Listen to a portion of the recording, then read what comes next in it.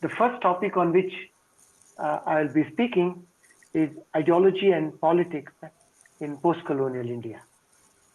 I have chosen this particular topic, ideology and politics, precisely because that would give me a vast arena and pick up the kinds of issues that I wish to. Because ideology and politics in post-colonial India means a huge spectrum of issues and ideas. So therefore, I'm picking up certain threads from that particular large political and ideological space, and try to actually evolve a perspective with regard to what is the kind of ideological character and what is the kind of political trajectory that India has seen, particularly in the first 3 or 4 decades after independence. And consequently, subsequently, my next presentation is going to be on Hindutva politics, about which I will. Therefore, it's in terms of the historical time. My first presentation is very specific to the first 3 decades in post-colonial India, and the subsequent presentation is about the post-1980 developments in Indian politics. Now, before I start, this is going to be very important in terms of my evolving perspective on ideology and politics in India. That is, I'm asking this question to myself and of course to you, as to what do we mean by post-colonialism, because we are engaging in post-colonial India. And what does this post-colonialism refers to, and how do I understand by post-colonialism is probably very important in terms of my discussion. There are maybe 2 ways by which we engage with post-colonialism. One is a very simple historical linear historical way by which we understand post-colonialism. So everything after colonialism, particularly at the, by the end of colonialism, in terms of a larger history of colonialism, we say that the post-colonial period is at the end of colonialism and after colonialism. In the Indian context, it means from 1947 onward. That, to my mind, is a very simple way of understanding what is post-colonialism. There are other number of ways and very complex ways by which we try to engage with post-colonialism, because there are post-colonial theories. There are many of them.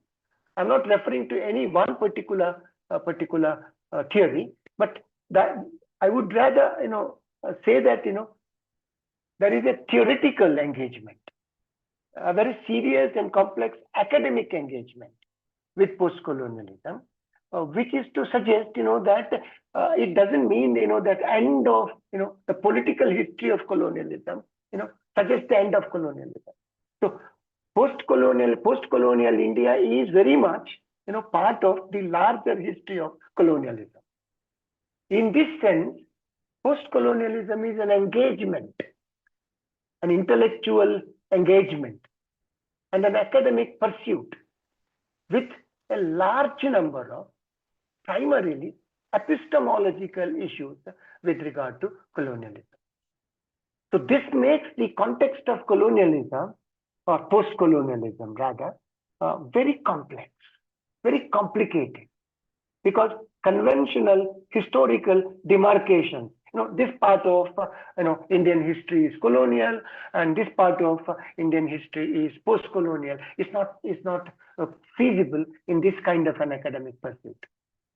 I would try to actually stick to the second academic ways by which you try to understand what colonialism is, or you try to understand Indian politics since independence in terms of a certain perspective of colonialism, in terms of a certain understanding of colonialism, which is to suggest that anything that we speak about post-colonial India, anything that we discuss about post-colonial India in terms of ideology, politics, etc., has to have some kind of a deeper understanding of what colonialism has done to India.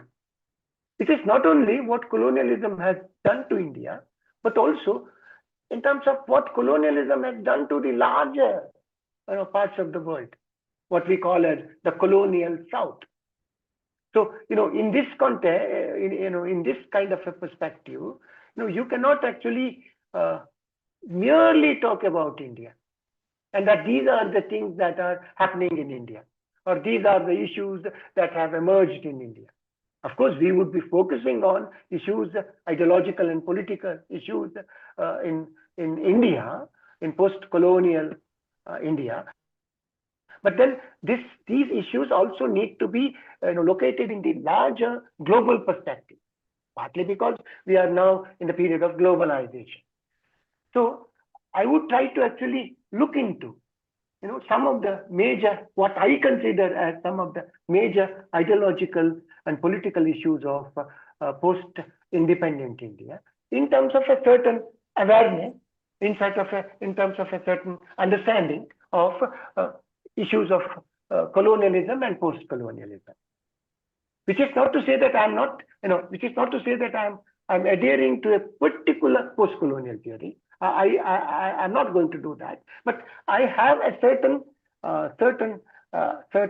awareness and certain understanding of what colonialism is and what post-colonialism is, and that awareness and understanding always informs me in terms of what I'm doing, in terms of how I understand, ideological issues and ideas and so on. Because I'm also pretty interested in in this entire history of ideas, how ideas emerge, from where they come, and how they get translated or transformed. Because my engagement with Indian politics, in the post-independence India's politics, would always be in terms of from where does the idea come from?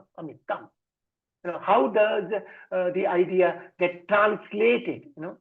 And how whether or not a particular idea gets transformed at all. Because this is something very central to post-colonialism. Because when you, for example, when you talk about democracy, post-colonial, politics in India would invariably, take us to the question as to what democracy is. And we all know, that democracy is something, that has emerged and evolved in the West. And when India pursues democracy, how does it pursue? How does democracy get translated, in the Indian context?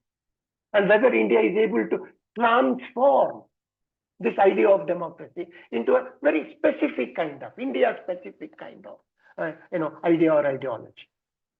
So therefore, consistently, my concern and my, understanding and my discussion on ideology and politics in post-independent India, is always informed, by some of these questions. So therefore, ideology and politics, when I say ideology and politics, I'll be concentrating on certain important ideology, certain core ideologies, like as I have already said, democracy, or secularism, or federalism, or socialism, or many more. There are so many ideological stances, perspectives that are present both in contemporary India and also in terms of a larger history of modern India. So how do I go about engaging with ideology and politics in postmodern, post-colonial, post-independent, whatever word you wish to use, India. Now, I think in terms of understanding how India has evolved, as a modern, constitutionalist, parliamentary, democratic system, I think a larger history, of what has happened in the 19th century and in the 20th century is also very, very important. Of course, I don't go deeper into, this particular history, but I understand that, what we call as India today, is a product of a larger historical process. If India has accepted some kind of democracy today, it is because of a certain kind of historical process. In the sense in which, Romila Thapar talks about history, past as the present. So, past is not merely the past is also the present. So it is in that sense, I would be engaging with, not in detail, with certain part of history, which, creeps into, to our time. Now, I think, and also, in the process of discussing this, I would also try to engage with who are those, thinkers, very briefly, not extensively, who have actually, tried to escape, the intellectual hegemony of colonialism. Because the most important part of post-colonial theoretical engagement is to understand what are the deeper, complex, non-visible dimensions of colonialism, and how those deeper, complex, non-visible, dimensions of colonialism still influences us, still controls our thinking. Therefore, initially I said, post-colonial engagement is with the epistemology, of colonialism. What are the kinds of ideas that colonialism produces, or what are the kinds of processes, both intellectual and political processes that colonialism produces and controls us even today. So therefore, when you look at, the kind of intellectual history of modern India, we need to actually understand who are some of those people. Not everybody, has been successful in actually escaping the epistemology of colonialism. So therefore, it would be a very important aspect of our discussion in terms of, post-colonial India, that who are those thinkers, who are able to actually get out of, get liberated, from, the clutches of intellectual, ideological clutches of colonialism. That also would be, some part, of my discussion. So actually, I begin with that. I think, in terms of the larger, history of ideology and politics, in post-colonial India, the most important thinker, which, whom I would call as a post-colonial thinker, would be Mahatma Gandhi. Mahatma Gandhi would not be very happy, to accept this kind of a designation that he is a post-colonial thinker, because Mahatma Gandhi is a very different kind of a, very distinct kind of a, very unique rather than distinct. I think a very unique kind of a thinker, who would not probably,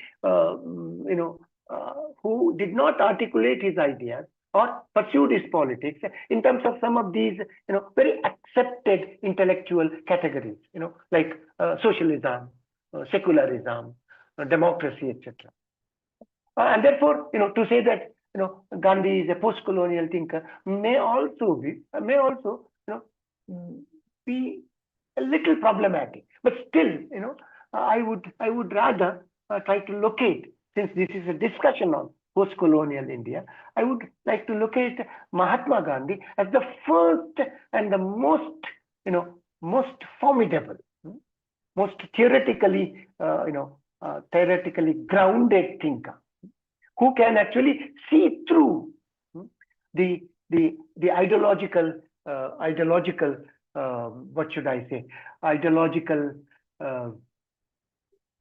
ideological clutches that colonialism has produced. The best example would be the text Hind Swaraj. This is part of my larger discussion.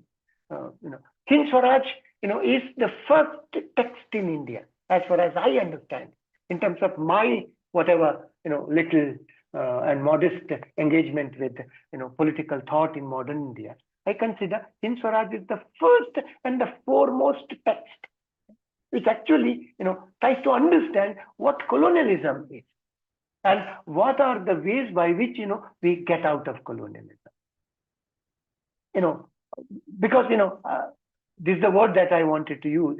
That there is a veil, there is a parda, that colonialism has created, because of which we are not able to see what our real problems are, and we are not able to see how we resolve these problems. And it is in terms of this, that what are our problems, and actually what is the theoretical premise, on the basis of which we need to reconstruct our society. It is in terms of that I think Hind Swaraj becomes a text, the first and the foremost, as I said, of post-colonialism. Now, I don't want to go in detail as to why and how Hind Swaraj is a post-colonial text, although I have quite a bit of arguments to say that it is in the most significant sense of the term, in the most in the most vibrant sense of the term, that it is a post-colonial text. For example, just one or two examples, not many, that Hind Swaraj is a dialogue. And that is theoretically very significant. I don't want to go into the details, as to when and how and why Gandhi evolved this particular text as a dialogue. But I want to say that why this particular, frame of the text, this particular method of the text is post-colonial, because it believes that knowledge, is not, something that is produced, instantly. That is produced by, a particular individual in terms of his, meditative capacity. That you sit, you reflect, and knowledge is produced. Or you read, you discuss. I mean, you read and you reflect on what you have read, and knowledge is produced. That's a very conventional idea of knowledge. But Hind Swaraj is actually a dialogue, and that it believes that knowledge is produced through dialogue. Now, it is in this significant sense that knowledge is not already there, that knowledge is not already given, that knowledge is not inscribed in a text or in a certain whatever, in a certain written form. Knowledge is something which, on the basis of which, knowledge is something which, is produced through, consistent, constant dialogue. Now, this makes this particular text, to my mind, post-colonial. Of course, one might say that, Plato's texts are dialogues. And of course, Gandhi has been influenced by Plato while writing Hind Swaraj. I don't want to go into those details. Now, that's one reason why it is a post-colonial text. Another reason, would be, that this is a text that doesn't talk about India's independence as such, in the sense in which we understand India's independence. It talks about Swaraj, right? But Swaraj is not necessarily, the political independence, that we talk about. So Gandhi begins to identify the larger problem of modern civilization, what he calls in Hind Swaraj as modern civilization. And that's the problem. And that British is all as much victim of this, larger, modern civilization as India is. So therefore, Gandhi is not only interested in India's independence, or not interested in India's independence in the sense in which we understood it, but in terms of a larger liberation of humanity, including the British, from what he called as modern civilization. Of course, Gandhi did not use either the word colonialism or post-colonialism, and he did not use some of those established and stable categories that we are very familiar with today. The academia today, is familiar with certain very stable, very assuring kind of terminology. When we say democracy, there is a certain stability about that idea. That democracy means certain things, and democracy does not mean certain things. Although there's a great deal of debate about what it means and what it doesn't mean, what it contains and what it doesn't contain. Yet, I would say there is a reasonable stability with regard to what is democracy, with regard to what is nationalism, with regard to what is secularism, with regard to what is social justice.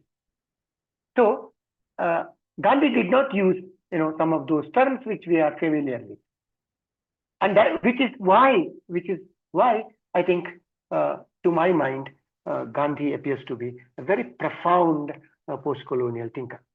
With this, I move forward because I want to cover so many other issues in this larger space of ideology and politics in post-colonial India. The other thing that I want to actually talk about is actually, someone who actually has followed Gandhi and tried to actually get out of the veil of colonialism, which whom I think is Ram Manohar Lohia. Again, I don't want to go in detail about Ram Manohar Lohia. Ram Manohar Lohia was a socialist. Ram Manohar Lohia tried to develop a very distinct variety of socialist politics in India.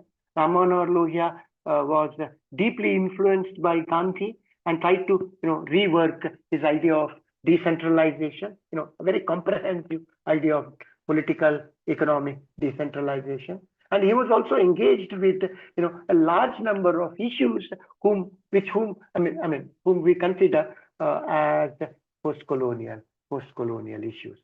The issue of culture, for example, or the issue of what we today call as Eurocentrism.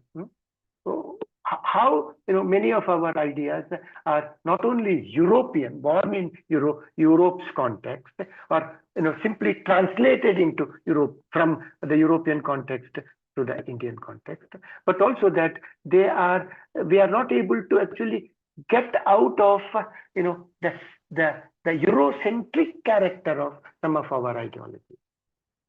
So Ram Manohar Lohia is a thinker and a political activist, who was, or a political practitioner, that's a better term, who was deeply interested on some of these questions of Eurocentric nature of our pursuit.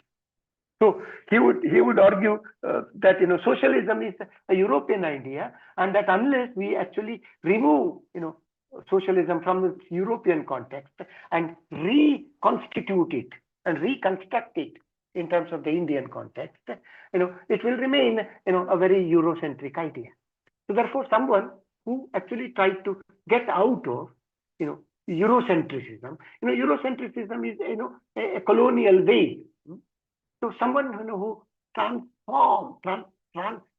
transgressed the limits of colonialism and tried to rework politics and ideology in a completely liberated post-colonial context. So it is in that sense again I would consider Ram Manohar Lohia as a very specific and a very interesting and a very vibrant representation of post-colonialism in India. Having said this, I've just taken just two thinkers, of the Indian, Indian history of political thought. I move on to, some discussion on, very brief discussion again, on, how the constitution is framed, because the question of the post-colonial India, ideology and politics in post-colonial India is also deeply, connected to the way in which, the constitution is framed. Again, I will not go in detail. I would simply say, that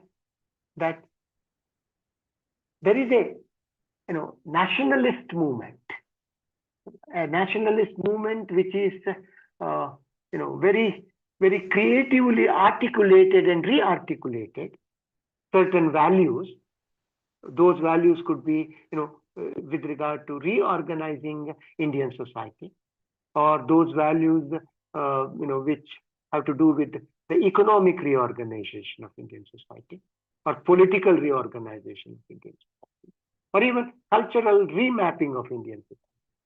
There were certain ideas, whether it is through Tagore, or through Ambedkar, or through Pandit Nehru himself, who was to play a major role in the post-independent India's politics.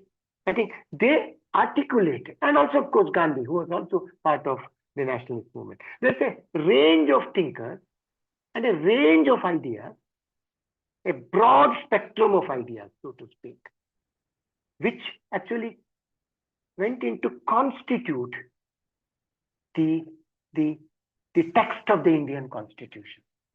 And again, the process by which, it is constituted is actually a process which is very, I would say, very post-colonial, because there is a constituent assembly, and the constituent assembly debated on a large number of issues, on the basis of which, the legal text of the Constitution, has to be framed. And most of them, if not all of them, believe that the text, the Constitution, which is to be inaugurated and pursued in independent India, was not only a legal text, but also a political text.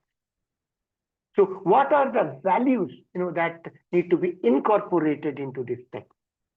What are the kinds of institutions that needs to be established, through this text?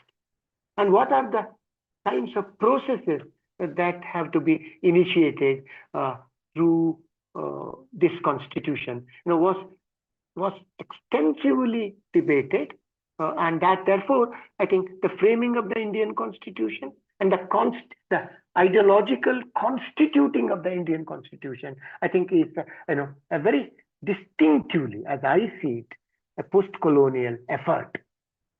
So this is the third, whatever, the ideological context, or the ideological site, that I would like to highlight in terms of our discussion on ideology and politics in post-colonial India.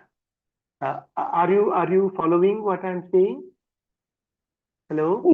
Yes, sir. Yes, sir. Yes, sir. You are able to follow me, Yes, that's sir. why, I keep saying, Yes, that sir. I'm Yes, sir. very uncomfortable with the online, because I don't, as though I feel that I'm speaking to a, speaking to a wall, speaking to a screen, rather. Yeah. So if there is any problem, please, let me know, in terms of my presentation. So this is the third site, the what I'm trying to do, in terms of my exercise, is to cite, to identify, to observe what are those spaces, what are those instances, what are those manifestations, of, what I would call as post-colonial. It's not, merely about post-colonial theory, or it's not merely about the post-colonial context. It's also about what are those spaces, what are those instances, what are those texts, what are those events, and what are those ideas and thinkers, which we can actually say post-colonial in the post-colonial context in India. This post-colonial context is, a very simple historical context, as I was saying right in the beginning. That's a simpler way of understanding what is post-colonial. Okay, 1947 and after. But that is not my concern. This historical division is okay to a certain extent, workable. But then more important is, how does, in this particular so-called post-colonial history, Indian effort, Indian pursuit, Indian academia, Indian politics, Indian ideological, expressions, begin to transgress the limits of colonialism, or if it hasn't, what are the reasons? I'm initially, trying to look at those sites which are very important in terms of transgressing, in terms of crossing over, in terms of, lifting that particular veil, the veil of colonialism. So the three instances I have already, cited. Gandhi, particularly his text Hind Swaraj, Ram Manohar Lohia, particularly in terms of his pursuit of socialism. Third, the making of the constitution in terms of the discussions in the Constituent Assembly, and two or three things, about this debate on the Constituent Assembly. I think, the debate on the Constituent Assembly was most important. It also, offers us spaces in terms of, how we can be a real post-colonial society. For instance, Indian Constituent Assembly, which framed the Indian Constitution, discussed a great deal, about what would be the way in which, Indian state begins to negotiate, the cultural, religious, divisions in India. What would be its actually approach towards the questions of community identity, particularly religious community identity, or community identities primarily constituted in terms of religion. To my mind, it's a very refreshing debate on what would be Indian secularism. Again, the Constituent Assembly did not talk anything specific about the secularism, in the sense, that it did not use the term secularism. But then, one of the most important concerns of the Constituent Assembly as to how to deal with multicultural India. Multicultural India means, an India divided in terms of, otherwise, large number of principalities. I think what was India when the Constituent Assembly met? I think politically speaking, a very disintegrated, a large number of principalities, linguistic, divisions, religious divisions, regional disparities, caste divisions, so on and so forth. So this is, a very, very complicated, very complex, and very contradiction-ridden, multicultural context in India. So one of the most important concerns in the Constituent Assembly, in terms of my reading of what has happened there, I think is how do we reckon with this multiculturality, and in this entire effort of how to understand multiculturality and how to reckon with multiculturality, I think is the Indian debate of secularism.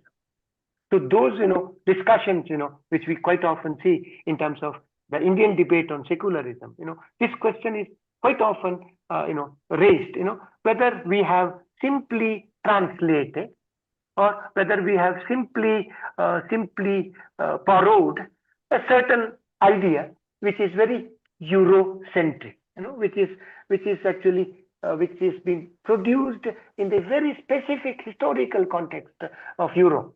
Because if you scan through, the historical evolution of the ideology of secularism. There's so much of debate there, both in the West and also in India, as to what is this idea of secularism. So, a lot of people, people like Ashish Nandi, would say that, secularism is a borrowed idea. It's not our idea. We had better ways of, resolving, conflicts in India. And that therefore, this is a very easy borrowing, a very uncomplicated, intellectually very lazy borrowing, from the West. But there are also people who would say that, there is an Indian, engagement with secularism. Someone like Rajiv Bhargava, who has been consistently arguing, that, there is an Indian variety of secularism. It's not the Western idea of secularism, and that there is a Indian variety. He would make a distinction between what he called as the church-state debate on secularism, or the church-state model on secularism, and a religious strife model of secularism, and suggests that Indian secularism is a religious strife model of secularism, which itself is a very, very creative, engagement with secularism, Indian engagement with secularism, and that therefore this is a space, as I said, is a space of, the post-colonial, and post-colonial idea. That, the question, when we talk about post-colonialism and post-colonial theories, the question is, as to how and in what way India, as a distinct society of the colonial South, escapes or liberates, that's a better word, liberates from what I have already called as the veil of colonialism. The kind of, intellectual hegemony, cultural hegemony that colonialism has imposed on us. So what I'm doing in that context, is trying to identify which are those spaces. They're not already given there when I say Gandhi or Lohia or this entire debate on the framing of the Indian Constitution. I'm not suggesting that, they are the already available spaces. What I'm trying to suggest is, there has to be an effort in terms of post-colonialism to see those texts, to see those ideas, to see those thinkers, to see those events, on the basis of which, India becomes, truly liberated. Therefore, post-colonial engagement is a question of what is liberation. Whether, political independence, is merely, liberation or something more. It is in that, context of post-colonialism, we are actually talking about what is called the decolonialization process. Now, some of these sites that I have identified, are actually, the sites on the basis of which, we can actually get into this effort of decolonization. Only when we do that, I think we are really in a post-colonial India. Just because, we got independence, doesn't mean, we are a post-colonial society. Although post-colonialism is an intellectual, pursuit, as I said, an intellectual engagement and an ideological pursuit. I think the objective of, this pursuit is to, understand what actually is liberation. In what way, from a colonially subjected society like India, gets actually liberated. So in that sense, I talked about, some of these things. My fourth, aspect, the fourth site or event, that I would like to identify in terms of ideological and political context of post-colonial India, is actually, what are the ideologies that were present, during the first 3 decades, right? And what are their political expressions? For example, to which, I'm actually, I'm more concerned about, the institutional political fabric of modern India, which is actually inaugurated in the Indian Constitution. It's not that, the Constitution of India inaugurates the politics, and the politics takes, takes shape in terms of the framework in which the Indian Constitution sets up. It's not necessarily that, because, quite a quite a few of ideological developments in post-colonial India, did not subscribe to, the normative framework of constitutionalism in India, or the normative framework of democracy in India. Therefore, there is a complex political context that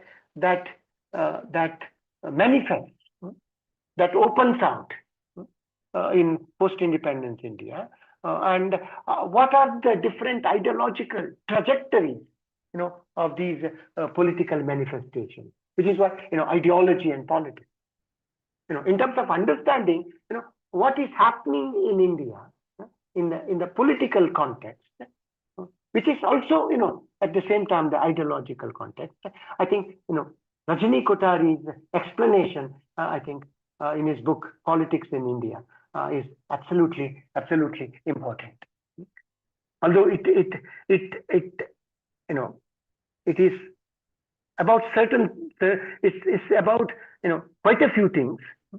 The book Politics in India by Rajani Kothari, I think, engages with a large number of issues of Indian politics, out of which, 2 or 3 becomes very important for me in terms of, marking the trajectory of post-colonial processes, the actual real way of liberating from colonialism. And there is also another reason why, I take up Rajani Kothari, precisely because Rajani Kothari, actually is the first generation political scientist, although by discipline he may not be a political scientist. He's from a political, social work, kind of a discipline. But I think he is, for a number of good reasons, I think the first generation and the most important, political scientist that India has produced. And even today, so many decades after he wrote Politics in India, he wrote many books, but Politics in India is one of his major, and to my mind, the most important work. It contains so many things, but I think 2 or 3 issues are very, very important. One is, how does he characterize political parties in post-independent India in terms of their ideological character, and what is the kind of, structure of politics that emerges from it?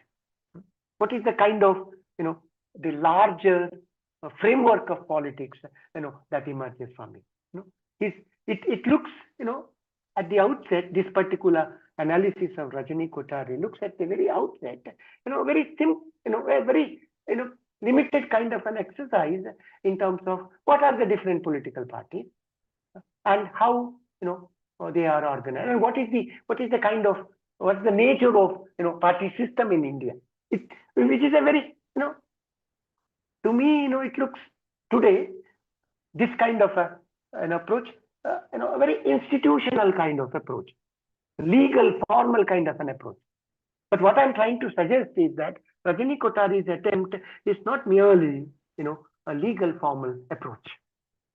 It is institutional to a certain extent, but I think more than that, I think it's a political sociology analysis of Indian politics, where he says, he doesn't go in detail, as to which party represents what ideology. That's a very conventional way of going about.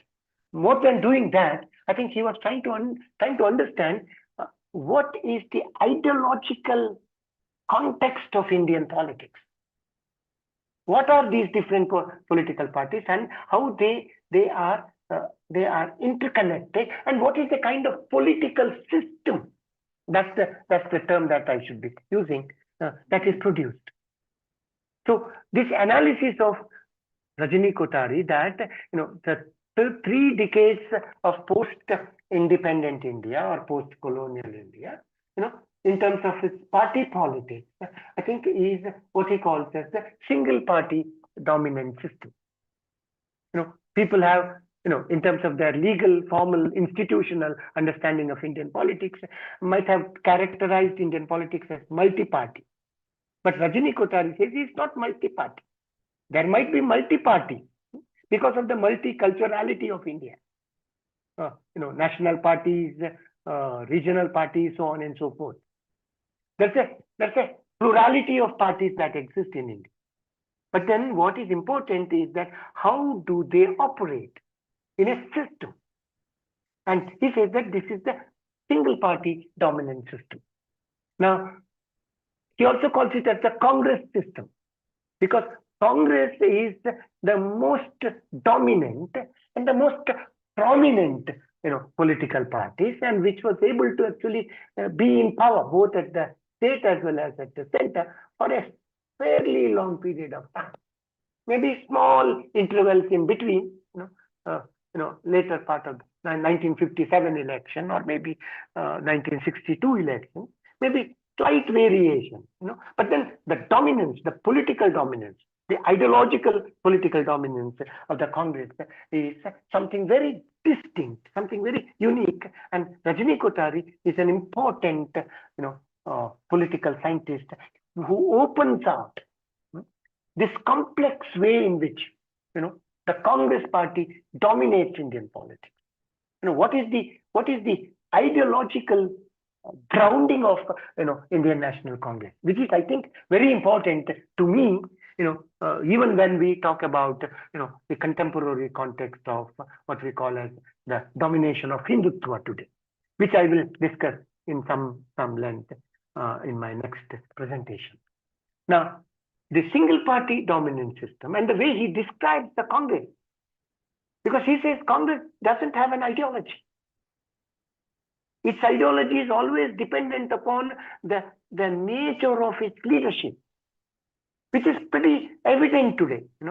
When Nehru was at the helm of affairs, I think its ideology was of one kind, and when Indira Gandhi took over, although Indira Gandhi was Nehru's daughter, I think the way in which she took the Congress, and subsequently Rajiv Gandhi, and subsequently Narasimha Rao, and subsequently Manmohan Singh, you see that Congress party has evolved, not so much in terms of a very strictly articulated ideological framework.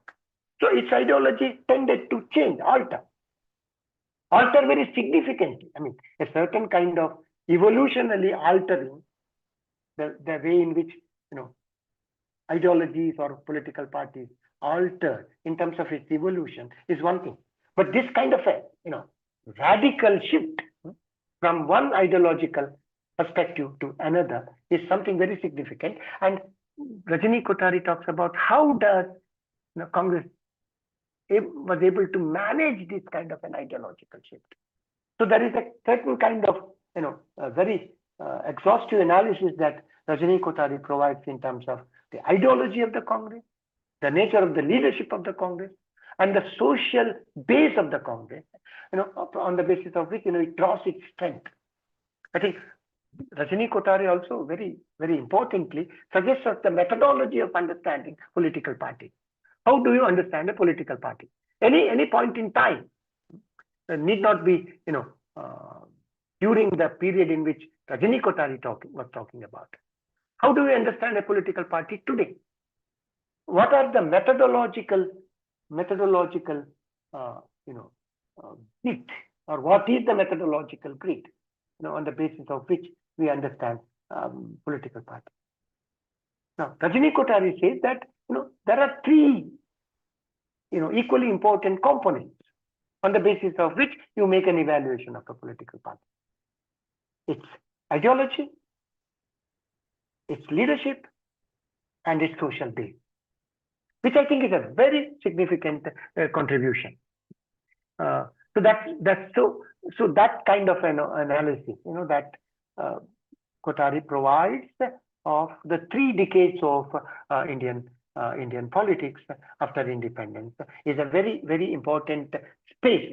how the first generation and the most important, political scientist of the first generation, how does he look at Indian politics, and how his way of understanding Indian politics, I think, helps us in terms of this larger intellectual academic pursuit of getting liberated from colonialism.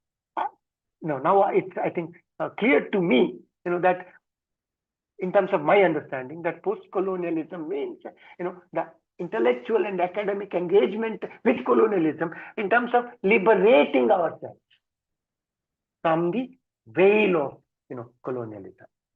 So this is the third that I wish to talk about. The fourth, of course, the kind of interventions that Pandit Nehru on the one side and Ambedkar on the other. Although Ambedkar was not alive for a longer period in post-independence India, he passed away in 1956. But then until then, from early part of the 20th century to the later part of the 1950s, I think, how did Ambedkar pursue the kind of politics which I think is very important, I think, in terms of evolving a larger picture of a post-colonial India, an intellectual engagement that I call as post-colonial India. Not only merely in terms of his instrumental role in the framing of the Indian Constitution. I think much more than that. Of course, he played a very important role. That's not denied. But more than that, I think, what is the an alternative epistemology? In terms of my recent engagement with Ambedkar, I think Ambedkar was trying to evolve an alternative epistemology, because our epistemology, which is according to, India Congress Party's epistemology or the nationalist movement's epistemology, I think, doesn't include the Dalits. Dalit is not the word that Ambedkar used. Ambedkar used the word depressed classes, or Ambedkar used the word untouchable. Dalit is a subsequent, political, category, which the Dalit movement actually, evolves. Anyway, that's a different matter altogether. But in post-colonial engagement, these are also very important. What is the term that you use? What is the linguistic expression? Also becomes very important. Anyway, that's right now not my priority. To my mind, I think Ambedkar was trying to evolve a very different kind of a epistemology, on the basis of which he was suggesting a very radically different reconstruction, socio-economic and political reconstruction of modern India. Whether it is in terms of his book Annihilation of Caste, or in terms of his larger academic pursuit of who are the Shudras, or in terms of his subsequent writings like States and Minorities. Ambedkar was giving us a very different and very crucial and important in terms of our post-colonial engagement, post-colonial academic engagement. That's one part of that's another instance that I'm placing before you. Finally, I think Jawaharlal Nehru. In the last maybe 10 or 15 years, I was really more concerned with Nehru than anybody else. Partly because I happened to be director in charge of Nehru Study Center in Mangalore University. Until then, because I was more inclined towards Lohia, because my research was basically on Ram Manohar Lohia and Indian socialism. I think my attention on Nehru was little prejudiced and little inadequate. But then in the last 10 years or so, I think my interest in Nehru has been what should I say, rejuvenated, because I started rereading Nehru, Discovery of India, Nehru's lectures, and Nehru's autobiography, Nehru's letters, particularly the letters that he wrote to his daughter. I think these are, I mean, and the kind of modernity that Nehru introduced. It's not a very simple kind of uh, you know a simple kind of uh, subordinating subordinating India to a larger universal process of modernization.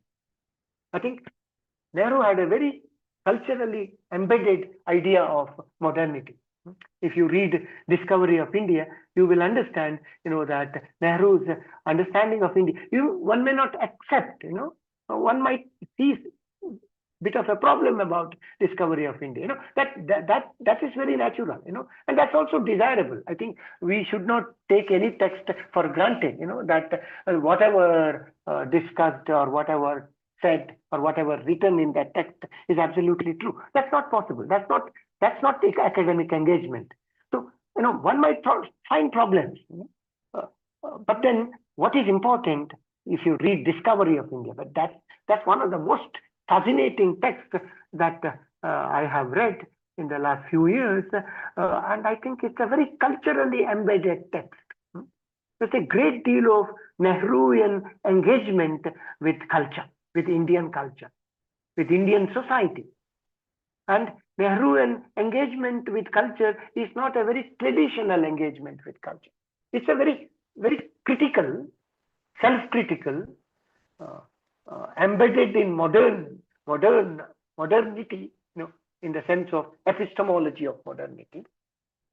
And that therefore, it's the kind of modernity, the philosophy of modernity that Nehru represented, and the kind of processes of modernization that Nehru initiated, I think need to be revisited.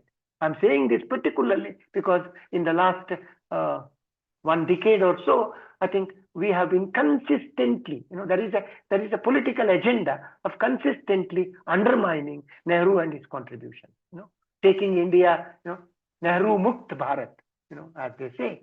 I think in the context of Nehru Mukt Bharat, I think we need to revisit Nehru.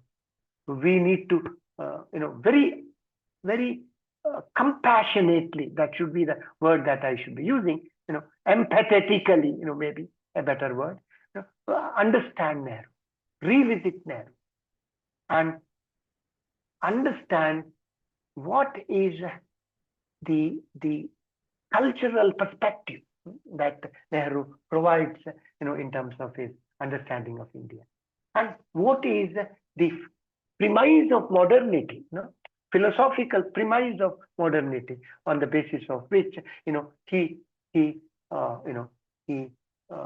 dreamt, a modern, scientifically equipped, technologically competent, industrially, formidable India. I think this is the Nehruian vision, scientifically equipped, technologically efficient, industrially formidable, and epistemologically critical India. This is Nehruian India. And I think it's more than important that we today, I think, re-engage with Nehru.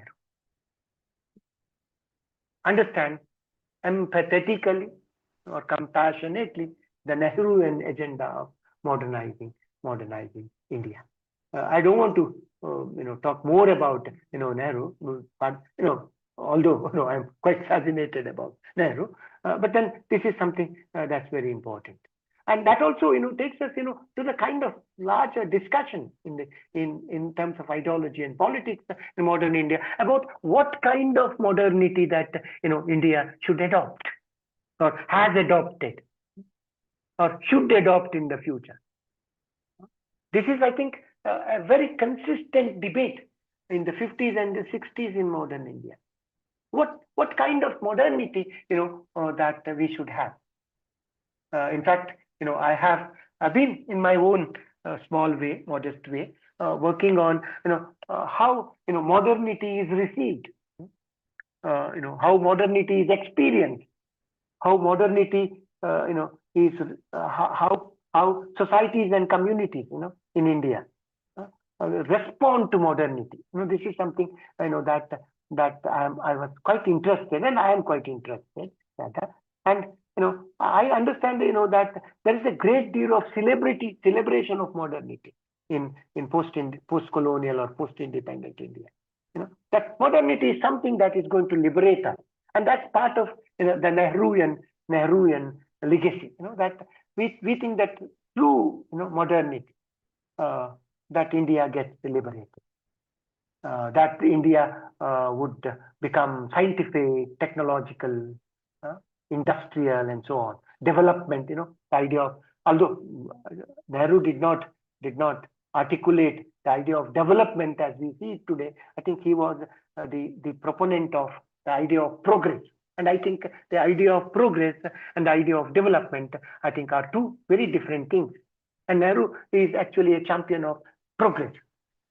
So I wanted to, I'm continuously, trying to understand what are our approach to, what are our response to, what are our, engagement and disengagement, with modernity in post-colonial India in terms of ideology and politics.